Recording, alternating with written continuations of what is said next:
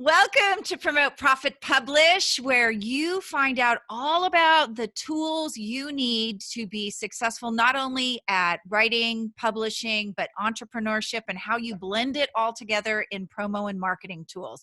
Want to remind you guys to go over and take our quiz and find out where your skill set is. You can find it over at www.promoteprofitpublishquiz.com. And also go and like our YouTube channel, subscribe. We have so many videos over there. All of the video interviews, if you listen to this on podcast, you can actually see these people and see that they are real people. I'm not faking it as a ventriloquist. I am really interviewing real people, but you get to see them and find out what they look like and do they look credible or don't they? Most of them should. So go over there and follow us and check out some of those videos. That's always an opportunity to learn as well. Today's guest, I'm kind of excited. We haven't had a guest who is as versed at what we're going to talk about as Jared is. Jared Rosen is the founder of DreamSculpt. He is an innovator in the digital media publishing, and he's published over 50 media enhanced ebooks for many best-selling authors and filmmakers, and has published dozens of books in print. Jared is the author of 3 books of his own, including the groundbreaking book, The Flip. And as a thought leader, he has presented in venues ranging from TEDx Malibu to McKinsey & Company, Sydney, Australia. And in 2000, Jared co-created the Children's Emotional Literacy Project, endorsed by Mayor Richard Riordan and Norman Lear. Welcome. Thank you for having me on your wonderful show. Oh, it's so glad to have you. So just a little background here. Jared and I met through a mutual client of mine, and I didn't even know someone who was as in-depth at book development was out there in the world, helping authors develop commercial grade books. So could you explain, because I think a lot of people out there think, oh, I'm going to self-publish my book and now I'm commercial. Explain what you do in this context, because you actually take people to a much higher level with your book development. Yes, well, at first, really what I'm about is the right book concept that's authentic. I love the fact that the word authentic and author share the same root, including authority.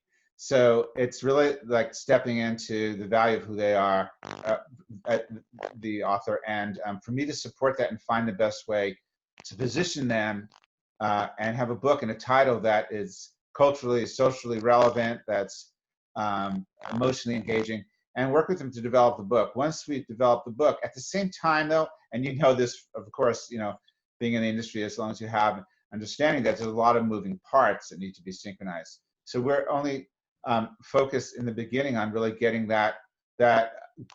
what's the experience that people really want to have with your book, and then shaping a launch and knowing that there's all these moving parts that need to be working together. When we get to the publishing end of it, DreamSculpt's an imprint of, by imprint meaning is when we publish the book, you'll see it'll say DreamSculpt on the cover and on the spine and the copyright page. But we're an imprint of Waterside Productions, which is why I've decided, to come back into publishing with books, because we really have an incredible opportunity to take people to as far as they can possibly go. Waterside's a literary agency, and has represented some of the great thinkers of our time, starting with the Dummies books and in the personal development space, many of the authors like Eckhart, Tolle, and Neil Donald Walsh. And what happened with Waterside was they saw how many people had wonderful inspirational and motivational books that just couldn't get deals because of what's happened in the publishing world. So they were invited by Amazon to be a white gloves partner, starting out doing some digital publishing, and one thing led to another, and now Waterside has the ability to have full distribution into bookstores, which is just a small percentage. Apparently only less than half of books are sold in brick and mortar.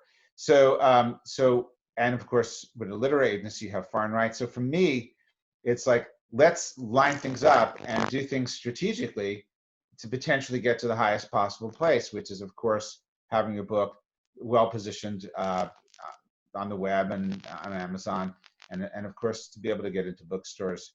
But it is definitely, it's a bit of work, to get your book off the ground digitally first. That would then make sense to to do a run of the typical run of books is usually 5,000. So want to make sure that since the bookstores are such a limited, and over the last few months, obviously, even many of them haven't even been open. Yeah. So Yeah, sort of obsolete at this point. Unfortunately, can't go in and browse, which is one of my favorite things to do. I love going in and into an actual bookstore. So, well, let's talk about that a little bit, because you help people with developing the book. And I yes. think that most authors in the entrepreneur space, somebody says, oh, you need a book to be an expert, which you know my thoughts on that. I know my whole audience knows my thoughts on that. Be an expert first.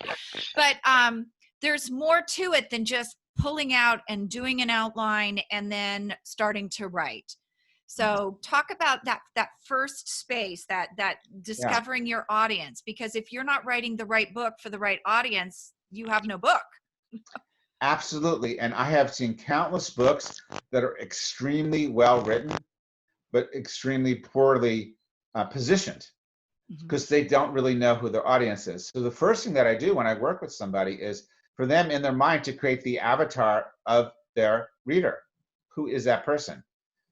What's their mindset? You can look at it from the perspective of psychographics, where they live, what's their age, median age, what, really understand them, but really to understand, because you can then be much more personal. Even in a nonfiction book, it does require emotionally engaging with the reader, and storytelling is a great way to do that, even obviously with a nonfiction book, to integrate the storytelling. So I really help people in the beginning discover who they're writing it to and what's the experience they want the reader to have. If they can answer this question, which is actually part of the synopsis or back flap copy that would be on their book when it's published. And the question is, after the reader has read this book, then they will what? And to answer that question, and you, because then you deliver it. If you're saying after a reader reads this book, then they'll learn about clouds, every kind of cloud. They'll never look at the sky the same way.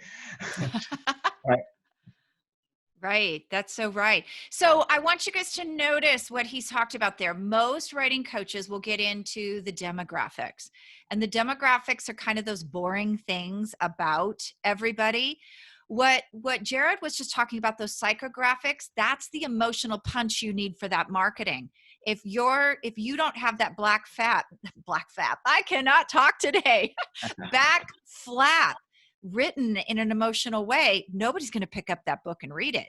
So very, very important. And you and I know, Jared, that most people, when they get to the point where they're writing that book, a lot of them have book products and services that aren't selling either, because they didn't nail that. Yeah. And so, this is important, because it's leading to probably another failed product that's in their repertoire of products. So once you've done that and you've got it nailed, talk a little bit about that book concept development, because I think for a lot of people, what you're going to talk about doesn't match what they do, which I call barf a book, because they didn't do it. Oh, I'd love to hear more about that. Give me the log line on that one, so I can address it more clearly. You're talking about people that it's a catharsis. It's a catharsis. Everything is on the page. They think it's being authentic. It's really TMI. It's not audience relevant. It turns people off. Like, I really didn't need to know that about your mother. No. But talk about how you put that together and really make that all relevant. Well, I'm part of a team. It's my company, and I'm here to initially help them bring the book concept in. But certainly, when they get to an editor, that's going to help clean up things like redundancies, or like saying too much information, which a lot of times it's not relevant. In some cases, it's really invited, because there's too little information, or too much information and too little of the essence of the author and their authenticity. And so I think how I work with that is once you get a sense of what that primary concept is, and who you're writing the book to, the structure of it.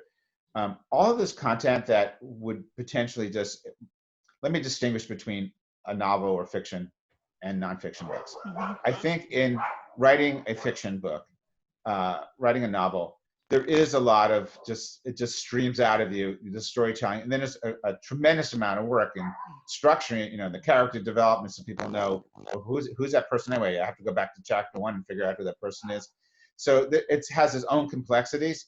But in nonfiction books, which most people that are actually business oriented with their books, most people they're nonfiction books because they have obviously a specific genre, a specific niche, and that's where they need to really understand how to engage, how to speak to that audience in a way that's going to emotionally engage them, that they can actually feel something. So somatic writing is really good. What they're feeling in the moment, as they're reading it. But I think in the case of like the like you're saying, like the brain dump and everything comes out there, it's useful. How I work with somebody in that respect is they are creating whatever's coming out is their content. It's original. It's valuable. It will be edited. That's what I'm saying. In the team, there is somebody that will come in and clean it up or polish it at the end. But as it is structured in the book, that's why it's really important, I believe, that it's intentional if it's storytelling in a nonfiction book, and that with the use of subheadings, you can actually take somebody from the storytelling into the didactic.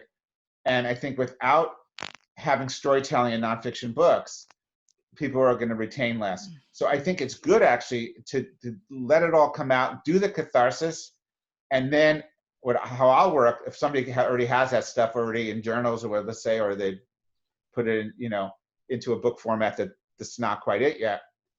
That's raw materials. When I work with them, it's like, I see it like I'm helping them like an architect to help them set the structure. So let's say it's a chapter of 8 chapters. You look at those chapters and you see that there are subsets, you call them subheadings. And imagine that those subheadings are like buckets. You go into your content, your journals, and it's like, oh, let's say I have a book about fruit and chapter 6 is about strawberries. Well, I could start out with a story about how I love strawberries, really connect, and then through subheadings, then move into teaching people anything, like how to make strawberry jam. But let's say the author has already written in his journal stories about when he was a kid and he was, I'll pull from that story about how we used to go to pick strawberries, copy, paste it, dump it in there. Once you've distributed the content, it's a very nonlinear approach, but you see where everything kind of fits in this respective place, and that works really well when people want to take their quote unquote brain dump and put it into or research in many respects if it's a nonfiction book. So it really, I see it as like architecture. It really is. It's kind of a nonlinear process. The linear is like building a building. You have to build the structure first, then you come in and you put in the floors, and then then you put in the rooms, and then you furnish it. And that is really, if you build a book this way, by the time you get to many rewrites are going to happen, so it's fluid, and then you get to that place where you hand it off to that expert that's going to clean up the grammar, that's potentially going to make it a little bit more polished. That's perfect. So there's more to it though that people don't understand. And I know you do a piece that I love that you work with your people on it, because I usually end up doing it with them, is the messaging on it, writing the synopsis, getting the endorsements. Can you talk a little bit about that? Why that is so important to get that done? Well, one of the first things that we do in our book development is actually writing the synopsis, which is the back flap copy, which is for our book 75 word, pretty much maximum. And that really does kind of force the person to be able to distill what is it, and what is somebody going to get out of it. And that can be like fundamentally where a lot of the copy comes from. Additionally, let me mention the title and the subtitle, because the title and I'm speaking nonfiction books now, the title can be very abstract. Books like Malcolm Gladwell, Blink, is that about eyes? Is it about, what is it about? And then books like, John Gray's book, Men Are From Mars, Women Are From Venus. And that's very provocative. That tells you a little bit more, but you still don't really understand, well, why I'm from New Jersey. I'm not from, from Mars, and my wife, she's from Cincinnati. So when you go into the subtitle, it's concrete. So the abstract title is what really is the essence. And I think that's the most important thing in the messaging is before you get into the form and the words and what it is what's the essence? And I actually think the essence should always have an emotional factor to it, because that's how we connect. And if you look at advertising and marketing, I mean, most of it's based on emotions, but it's the authentic. What's the feeling you want them to have in the title? So that's the first thing I think that's really, really important when we shape that out. I probably forgot the question because I've. No, that's okay. That's okay. You're doing well. I was just going to add too. It's a lead to something, but once again, it's a lead to why you need to do your homework and yes. do all this in advance. I will tell you, my book that's coming out in 2 weeks. I actually wrote the book, and then somebody said the title, and so I was like, and they didn't say it as a title. They actually said, "Oh my God, I just got pitch slapped," and I was like. That's the title of my book. Like, that's perfect. So, but with something like that, you need a subtitle to sort of explain it, because not everybody's going to know what it is. You need it because one can be abstract, one, and the subtitle is concrete. It tells you what it is. A guide to finding a relationship. Whatever it is that, and so, that's what that book's about. Yeah. But once again, when the branding of it is sort of, it creates. That's, as I were talking, I think, to connect the conversation of the multi-platform approach to it is, and I think that's where the success really happens is, first of all, I've seen extremely wonderfully branded books that are empty. And I've seen books that should be on the bestseller list that are so poorly positioned. And sometimes it's not just even the title, it's how they structure, it's the title of the chapters. So I think I remember your question, but as far as, the back flap copy and the 75 words, it's very, very refined. And then, you actually have your own lexicon. Also remember that when the book goes onto Amazon and other sites, the keywords are going to be inherently in the title. So if Men Are From Mars, Women Are From Venus, if that's all that's in the title, people are doing search on planets when they find the book. But with the subtitle defines what it is in relationships, then, and so for a nonfiction book, absolutely you want that subtitle to define what it is and to use those keywords that people are looking for a book on that topic. So it's a balance of both, I think, but I think the emotional engagement factor is so important. And that's why if you can get into the mindset, like actually an exercise I use, I imagine you're in a bookstore, okay? You're the fly on the wall. Your book is on the table. It's on an end cap. It's right there. You walk in. I remember the first time I saw my book at W.H. Smith Airport Bookstore in Atlanta. I was walking by and it was like, oh my God, that's my book. It's there. It's in the bookstore. So imagine you're now sitting in and you're the author. That's your book, okay? Somebody walks in. They pick up your book. They read the back flap copy. Is that going to get them to open it up? If that's going to, and you mentioned endorsements, that was another thing. Even the same thing, because it's the shared mindset. If it's a book on mind, body, spirit, and Deepak Chopra writes the foreword, more people are going to pick up that book. Right. So it's, it's by association. So you really want to kind of like, I call it not even the target market, your soul tribe. Who are the people that think that would eat at the same restaurants that you eat at? They're eager for your book, and even if 0.5% buy it, you could have enough money for the rest of your life. I mean, there are millions of people, So that's one thing, and I think the other thing is so back to the bookstore. So you're the fly on the wall, and you're watching somebody. Now they pick up the book. Now they're skimming through it, okay, and you're clocking 5 minutes. they've been with your book for 5 minutes. You're the author. You were the fly on the wall. Now you come up and you say, "Excuse me, ma'am. I'd like to introduce myself. I'm the author of this book." "Oh, really? Yeah. I have one question.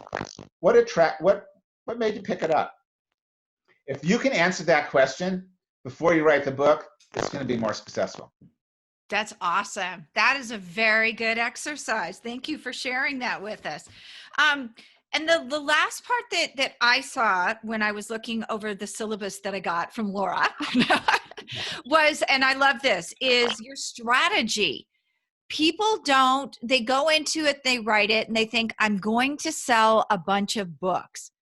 But the reality is that most people don't sell a bunch of books. It's a gateway. It's kind of like a gateway drug to your products and your services and all of the accessories that you're doing around it. So you really need that complete strategy of how you're going to do this and what you're going to do. Absolutely. I've been, playing on the internet since the beginning, since the earliest days in the 90s. And I saw what happened with books and book promotion. I've watched every trend, and I've called the trends, and I saw when they were going to die because of everyone starts doing it. So I think,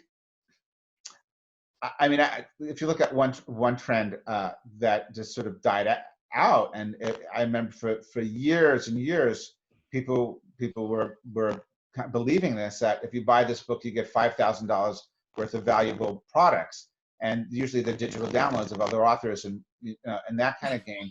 It doesn't last. So authenticity is really important, and I think starting slowly and finding who your true tribe are, and offering. But the model that I want to share is that came to me one day around the internet, and specifically on, we'll say, books right now, is the small, medium, and large model. Small is give it away, but it's something of substance. You're not giving away a brochure. You're giving away something that is of value. Right. Okay. That's a small. The medium is the book, because it's maybe $17.95 or $9.99 or whatever it is. For most people in nonfiction that are writing it because they're in a specific area and they're an expert or whatever it is, there's I don't want to even use the term upsell, but there are programs that go further than the book, that take you further, and some of them can run into tens of thousands of dollars. And also, one thing as well is an important thing is, where do they buy the book? If they're going directly to Amazon, you have no idea who they are. Right. So it's good to gather your community and find out who the people are. And of course, obviously you're selling it on Amazon, but it's important, I think, sometimes for people, like if they put out a video or something like that, to send them to a landing page, have them opt in. Now you know who they are, and there are other things that they're going to want to do that you won't find out through Amazon, that who bought your book. Right. But you better have good gifts. I've seen some really awful stuff where they've done that it's obvious it's lead capture. And then you look at somebody like Donald Miller and StoryBrand, and he has all these worksheets. He has this incredible. So if you're going to do that, you need to make it good. Absolutely. Authentic, number one. And then, put the rigor into it. That is something that really shines with everything, I believe. And that's why I actually, if you look at what we're calling books these days, I'm a person that actually in 2010 was on the leading edge of putting media into ebooks, and believed that that's where things were going, and it was good use for what we were doing. But at the same time, I really value the tradition of the literary tradition, and what is a book and what's not a book. So when we created the M2E book, we would take a book like Irvin Laszlo's Akashic Paradigm, which is brilliant, and would put videos of Deepak Chopra and Marianne Williamson talking about it, because it enhanced the experience, but we distilled it down to 30 pages instead of 300 pages. But it's authentic, actual knowledge and wisdom that people have. But when it comes to actually books and what we're calling books, what's also happened is people use books as lead magnets, obviously, and download the free ebook. But what is the free ebook? Because an ebook should be an electronic facsimile of a book, And many cases when it's a free ebook, it's deceptive because really what it is an executive summary or something that in the old days, before there was electronics, would be called a brochure. Right. So I think, the literary tradition is extremely important, you know, and what is a book and what is not a book? It's information, but is it a book? Right. No, I agree. And then that high end, you said that, I think we stopped on the medium. What's that high end? Oh, I'm sorry. So small, medium, and large. Small is the giveaway. The medium is the book, and the medium, and that will lead, if you get their name and know who they are, to other. And the large, depending upon what you're doing, because I've worked with, countless coaches, executive coaches, even CEOs, and all kinds of folks in the business world that they've written a book really fundamentally to position themselves, and that's fundamentally why why they have a lot of value. They've contributed something of value that's worthy to be a book about it. Yeah, absolutely. So the large really can be anything, and it could be actual product that you sell digitally, like webinars and programs like that. For many cases, it really is. I don't want to use the term. I don't like the term like bragging rights, or whatever, or makes you more credible, or those kinds of things. But it does actually make you an author. So if I work with one fellow in the business world that is top CEO of one of the top companies everybody would know if I mentioned, and yet felt deficient because never had a book, and questioning, well, why should the CEO have a book? Well, the CEO had a lot to say because there's a lot of value and the wisdom. The question always is, so for many people, it does open doors in ways unseen. Yeah. No, I definitely agree with that. And we play in all those spaces, but in that medium space too, that book becomes your trust factor for people who, don't know you, like you, and trust you yet. They're not willing to go into that bigger product, but that book is an opportunity to get to know you and experience your value out in the world too. So it's really that trust building, get to know you tool in that middle space. Absolutely. And once again, it's the same thing with the author being the authority, because on that particular subject, and it's really interesting when I work with people that don't own it. It's it's like, wait a second, so yeah, if a book about post-traumatic stress is written by somebody with 3 PhDs from Harvard, that qualifies that person, they've studied it, they've researched it, so that makes them the authority. But also the woman that spent 20 years being beaten is the authority as well on that subject. It's just, it doesn't need the PhD, and at the same time, there's value in both. And so, yeah, I think that, becoming an author really is, it used to be, because I go back a ways, it was very built to self-esteem, and now some people question, for the first time, like, well, big deal, everyone, and it's just made it accessible, like, well, everyone can write a book. Well, yeah, and everyone can make an album now too on GarageBand on your iMac, So I think that's where we're coming to a place of recognizing that, yeah, it's, as well as, I really appreciate being on this podcast. This could be a television show. It is, and I have been on podcasts, and I've been very appreciative to be on, where a person's, it's actually, I think what's really happening now, which is really cool, is with what's going on with this COVID, is we're starting to see the people that were, put on pedestals, just like you and me, and we know exactly what their home looks like now. Sometimes you can see their kitchen, or like, oh, okay, well, you just like, and you're doing the same thing I'm doing. We're both using Zoom, only you're being broadcast on, on CBS. So I think that's a factor of being an author, just to really know that stepping into it, it opens doors, and to be humble and understand, as far as the book sales that you mentioned earlier, for self-published authors, the numbers are quite low. 500's good. Oh, 500's excellent. Yeah. For traditional publishing with distribution, if it runs 5,000 and you sell your first run, that's good too. Mm-hmm. So, because a lot of people think, you start looking at millions, you see the books that when you go into Costco, know that every one of those books, there's a major media company behind it, multi-billion-dollar media company.